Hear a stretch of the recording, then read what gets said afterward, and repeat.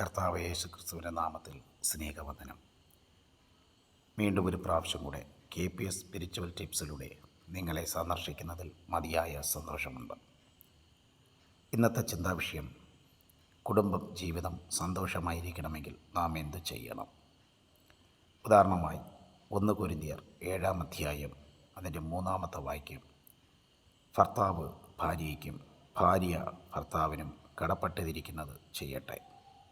പ്രിയമുള്ളവരെ, ഇന്നത്തെ അനേക കുടുംബജീവിതങ്ങളെ നാം നോക്കാമെങ്കിൽ കുടുംബജീവിതങ്ങളിൽ അനേകമായ ക്രൈസ്തവ കുടുംബം ഡിവോഴ്സിലോട്ട് പോയിക്കൊണ്ടിരിക്കുന്ന ഒരു കാലഘട്ടമാണ്. അതും ദൈവമക്കളുടെ കുടുംബം.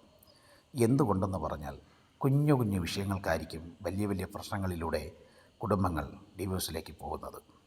ഇങ്ങനെയുള്ള പ്രശ്നങ്ങൾ വരുന്നതിന് മുമ്പേ അതെങ്ങനെ പരിഹരിക്കണമെന്ന് പറഞ്ഞാൽ, 1, വിവാഹം കഴിയുന്ന സമയത്ത് ഭാര്യ ഭർത്താവിനെ മനസ്സിലാക്കുക, ഭർത്താവ് ഭാര്യയെ മനസ്സിലാക്കുക.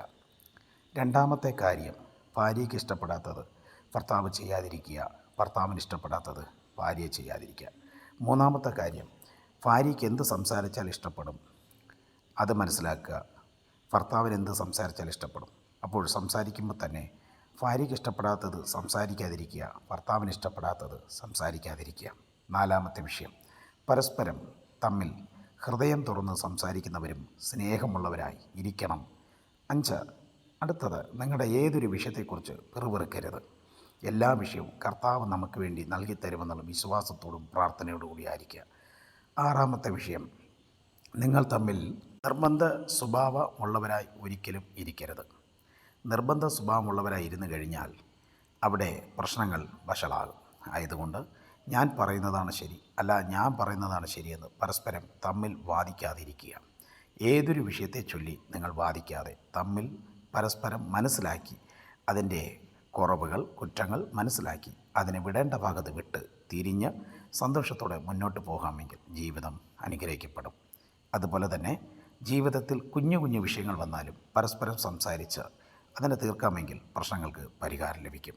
എല്ലാറ്റിനുപരിയായി ഓരോ ദിവസവും വചനങ്ങൾ വായിക്കുകയും കുടുംബ പ്രാർത്ഥനകളും വ്യക്തിപരമായ പ്രാർത്ഥനകളും കുടുംബജീവിതത്തിൽ ഉണ്ടാകുമെങ്കിൽ കർത്താവിൻ്റെ അനുഗ്രഹം സമ്പൂർണ്ണമായി കുടുംബങ്ങളിൽ വ്യാപരിക്കും. അതുമാത്രമല്ല, കുടുംബജീവിതത്തിൽ വരുന്ന ഏത് പ്രശ്നവും പരിഹരിക്കുവാൻ കഴിയും.